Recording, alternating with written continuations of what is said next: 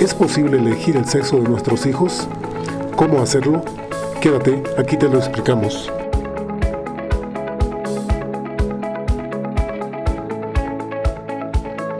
La posibilidad de elegir y seleccionar el sexo de un hijo por diferentes motivos ha sido y es uno de los anhelos más controvertidos en la sociedad pasada y actual, en múltiples culturas, y sobre la que se han propuesto diversos métodos para intentar lograr este objetivo, muchos de ellos carentes de efectividad y veracidad.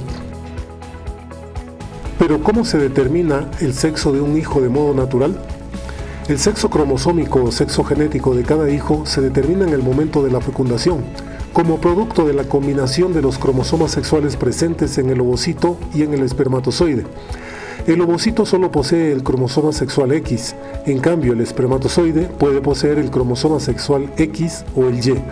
La combinación resultante de los cromosomas sexuales durante la fecundación determinará el sexo de un hijo. Si esta combinación resulta en XX, determinará el sexo femenino, y si esta combinación es XY, determinará el sexo masculino. Entonces, ¿cuál es la probabilidad natural de concebir un niño o una niña? Se sabe que la determinación del sexo de un hijo es un proceso aleatorio determinado genéticamente y dependiente del cromosoma sexual X o Y presente en el espermatozoide fecundante, por lo cual la probabilidad de concebir un niño o una niña en un embarazo es proporcionalmente igual, aunque se cree que dicha probabilidad puede ser ligeramente influenciada por diversos factores. Entonces, ¿qué factores pueden influir en la probabilidad de concebir un niño o una niña? Para esto se han referido diversos factores, aunque sin fundamento científico sólido ni eficacia absoluta demostrada, con algún grado de influencia en el aumento de la probabilidad para concebir un hijo del sexo determinado, como por ejemplo la edad de los padres, los ciclos ovulatorios, la alimentación, el día del coito respecto al ciclo menstrual, la temperatura, la contaminación ambiental, entre otros. ¿Pero por qué cada año nacen más niños que niñas en el mundo? Según el principio de Fisher, la proporción de sexos en la descendencia es de alrededor de 1 en 1, es decir, exactamente igual para el sexo masculino y sexo femenino. Sin embargo, se ha observado que la relación entre varones y mujeres al momento del nacimiento se inclina a favor del sexo masculino con una proporción aproximada de 105 nacimientos masculinos por cada 100 nacimientos femeninos. Se ha observado también que, además de ser ligeramente mayor el porcentaje de embarazos con productos de sexo masculino, la mortalidad fetal es ligeramente mayor en productos de sexo femenino. ¿Pero por qué en algunas familias prevalece un sexo determinado? Se cree que existen genes letales para un determinado sexo, generalmente el masculino, que aunque sea posible concebirlos, estos embriones XY afectados generalmente no sobreviven y se eliminan precozmente, a veces de modo imperceptible. Además, ciertas anomalías en los espermatozoides con un determinado cromosoma sexual causan deterioro provocando descendencia solo de un determinado sexo, aunque los estudios aún no son del todo concluyentes. ¿Existe la preferencia por un determinado sexo? Sí. A lo largo del tiempo en diferentes culturas siempre se ha puesto en evidencia la preferencia por el hijo varón. Inclusive en algunas sociedades esta preferencia estuvo tan arraigada que de modo aberrante se llegó a la práctica del aborto de fetos de sexo femenino, el llamado aborto selectivo, o también al abandono y al infanticidio. ¿Pero cómo surgió la histórica preferencia por el hijo primogénito varón? Desde la antigüedad y con amparo en el dogma religioso se sostenía que la primogenitura había sido establecida por Dios.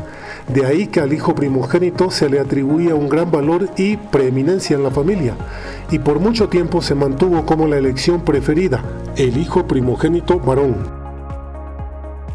¿Cómo saber durante el embarazo el sexo del hijo que se espera?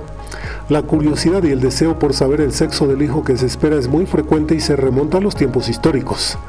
Ya en la medicina griega, los escritos médicos Corpus Hippocraticum se exponían diferentes características de la mujer embarazada para inferir el sexo del hijo antes del nacimiento.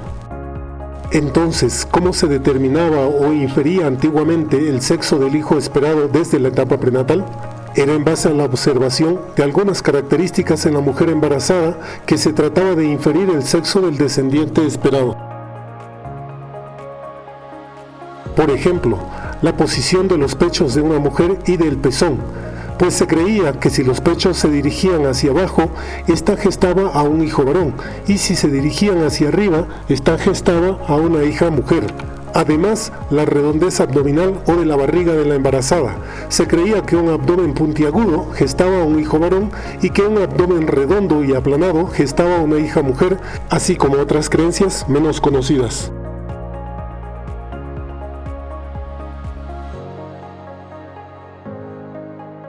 ¿Y cómo se determina en la actualidad el sexo del descendiente desde la etapa prenatal? Para esto se han descrito diferentes métodos. Por ejemplo, el método ecográfico, con la ecografía prenatal a las 12 semanas de gestación. Siempre que la postura fetal y la pericia del operador sean adecuadas, será posible inferir el sexo fetal, aunque el margen de error es aún de un 20% debido a que los genitales fetales son poco diferenciables. Pero a partir de las semanas 16 de gestación es posible determinar el sexo con mayor fidelidad debido a que los genitales fetales son diferenciables con mayor claridad. También existe el método laboratorial, es decir, con la secuenciación del ADN libre en suero materno. Es una técnica que mediante el análisis del ADN fetal libre en sangre materna permite la determinación del sexo cromosómico, además del diagnóstico de anomalías cromosómicas. Este método puede realizarse a partir de la 6ª semana de gestación, aunque es a partir de la 10ª semana que brinda mayor fidelidad debido a la mayor concentración de fragmentos de ADN fetal en sangre materna. Entonces, ¿es posible elegir el sexo de un hijo? Sí, desde hace algunos años ya es posible hacerlo con una notable eficacia por medio de la tecnología biomédica y en el marco de técnicas de reproducción asistida humana. ¿Pero en qué consiste esta selección del sexo de un hijo? Consiste en manipular uno de los eventos pre o postconcepcionales mediante técnicas de reproducción asistida para tener un hijo del sexo deseado. La intervención para lograr este objetivo puede realizarse tanto en etapa preconcepcional, postconcepcional, así como postimplantatoria. ¿En qué consiste la selección preconcepcional? Esta implica la selección de gametos, es decir, espermatozoides, en función de sus cromosomas sexuales, X o Y, según el cromosoma sexual requerido para su inseminación artificial. No necesita reproducir embriones, que después no podrán usarse. Se describen diferentes métodos, tanto tecnológicos como naturales, pero ninguno con eficacia absoluta, por lo que están quedando en desuso. Métodos tecnológicos. El método Erickson fue el primer método de separación de espermatozoides y de selección del sexo. Se basa en la rapidez de nado de los espermatozoides debido a su contenido de ADN. Sostiene que los portadores del cromosoma Y son más pequeños y rápidos que los portadores del cromosoma X, permitiendo la inseminación artificial del grupo de espermatozoides deseado, aunque su eficacia estimada es de tan solo un 70%.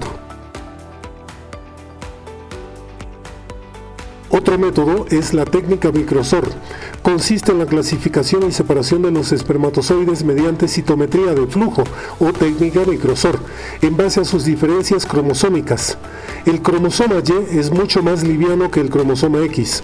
Una vez separados los espermatozoides, estos son inseminados artificialmente. Aunque es una técnica aún en controversia, se le atribuye una eficacia de tan solo el 70 al 80%. Por otro lado están los métodos naturales, aunque carentes de fundamento científico sólido y de eficacia demostrada. Se describen diferentes métodos. Por ejemplo, el método Stolkowski describe la influencia de la dieta en la selección del sexo y sostiene que una dieta alta en sodio y potasio y baja en calcio y magnesio predispone a concebir un hijo varón, mientras que una dieta alta en calcio y magnesio pero baja en sodio y potasio predispone a concebir una hija mujer. Stolkowski aconseja seguir esta dieta por lo menos 2 meses antes de la fecundación y la desaconseja en personas hipertensas. Otro método es el método Vareta, teorizado en la influencia que tiene la alimentación de la madre y su ingesta de minerales antes del embarazo para seleccionar el sexo del descendiente. Sostiene que, siguiendo una dieta acidificante rica en calcio y magnesio, puede cambiar el moco cervical de la mujer, favoreciendo a los espermatozoides con cromosoma sexual X y por tanto a la concepción de una hija mujer. Se le atribuye una efectividad del 90%. Otro método es el método Shetless, que se basa en relaciones coitales programadas en días periovulatorios específicos del ciclo menstrual. Sostiene que el depósito de espermatozoides cerca del cuello uterino y en días periovulatorios próximos, es decir, 12 horas a 2 días. Este método aumenta la probabilidad de concebir un hijo varón, dadas la vigorosidad, rapidez y menor sobrevivencia de los espermatozoides con cromosoma sexual Y. Un coito en los días más alejados de la ovulación, entre 4 a 5 días, aumenta la probabilidad de concebir una hija mujer. Aunque su eficacia estimada y aún muy cuestionada, se dice que alcanza un 75%. Otro método es el método Whelan. También se basa en relaciones coitales programadas en función de la ovulación y sostiene que los cambios bioquímicos del ciclo menstrual que favorecen a los espermatozoides portadores del cromosoma Y ocurren primero. Así, si se desea un hijo varón, el coito deberá ocurrir entre 4 a 6 días antes de la ovulación. Y si se desea una hija mujer, el coito deberá ocurrir 2 a 3 días antes de la ovulación. Su eficacia descrita, aunque es muy cuestionada, se estima entre un 60 a 80%. La selección postconcepcional del sexo. El diagnóstico genético preimplantacional es el único método eficaz al 100% para seleccionar el sexo de un hijo, ya que permite determinar el sexo cromosómico del embrión, además de identificar posibles anomalías cromosómicas antes de realizar su transferencia, según sea el sexo deseado, a la cavidad uterina, evitando así la transmisión de enfermedades ligadas a cromosomas sexuales. Se realiza solamente en los ciclos de fertilización in vitro.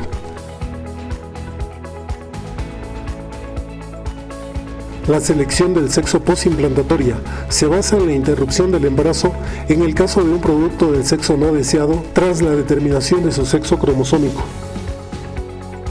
¿Pero es legal elegir o seleccionar el sexo de los hijos en la actualidad? La disyuntiva y oposición emergente suscitada ante la práctica de selección del sexo de la descendencia hizo que distintas legislaciones aprueben normas jurídicas para regularla y o restringirla, por lo que es legal, aunque en algunos países solo en determinadas circunstancias, por ejemplo, para evitar la transmisión de enfermedades genéticas ligadas a los cromosomas sexuales. Entonces, ¿cuál es la motivación más frecuente para elegir el sexo de un hijo? Pues existen varias motivaciones. Por ejemplo, 1. El historial reproductivo complicado, es decir, el antecedente de un hijo previo afectado o abortos o interrupciones múltiples. 2. El conocimiento de la enfermedad y de la problemática de su caso debido al historial familiar. 3. La paternidad de más de un hijo solo de un sexo determinado. 4. El simple anhelo personal de tener un hijo del sexo deseado, entre otros. ¿Qué enfermedades ligadas al sexo pueden evitarse con esta práctica de selección del sexo de un hijo? Actualmente se conocen alrededor de 300 enfermedades genéticas ligadas a los cromosomas sexuales, muchas de ellas graves y hasta mortales, como la distrofia muscular de Duchenne, la distrofia muscular de Beckett, la hemofilia y la adrenoleucodistrofia, entre otras, para las que la determinación del sexo cromosómico embrionario es la única opción diagnóstica preventiva. Entonces, ¿qué justifica la práctica de selección del sexo de un hijo? Entonces, justificados los motivos para optar por esta opción reproductiva, pueden deducirse ciertos beneficios, como por ejemplo, evita la transmisión de alguna enfermedad genética ligada al sexo de curso grave y mortal, disminuye el riesgo de gestar un hijo afecto por alguna anomalía cromosómica, ya que implica el diagnóstico preimplantacional. Además, posibilita la concepción de un hijo del sexo deseado en parejas con antecedente de falla reproductiva. ¿Pero qué dilema ético y peligro representa la selección del sexo de los hijos? El dilema ético y la controversia implícita de esta práctica aún genera polémica y cierto temor por su descontrol en el ámbito social y político, e involucra tanto a las personas que eligen esta opción reproductiva amparadas en su derecho de la autonomía, como al profesional médico, en observancia con su código de ética, evidenciando la carencia en su regulación y control, así como en la amplitud de la información a la población. Más allá de todos los beneficios y prejuicios, excepto en los casos en los que se pretende evitar la transmisión de una enfermedad grave o mortal ligada al sexo, debería primar la bendecida satisfacción de saber que el hijo anhelado, independiente de su sexo, nacerá saludable y apto para gozar de una larga y productiva vida.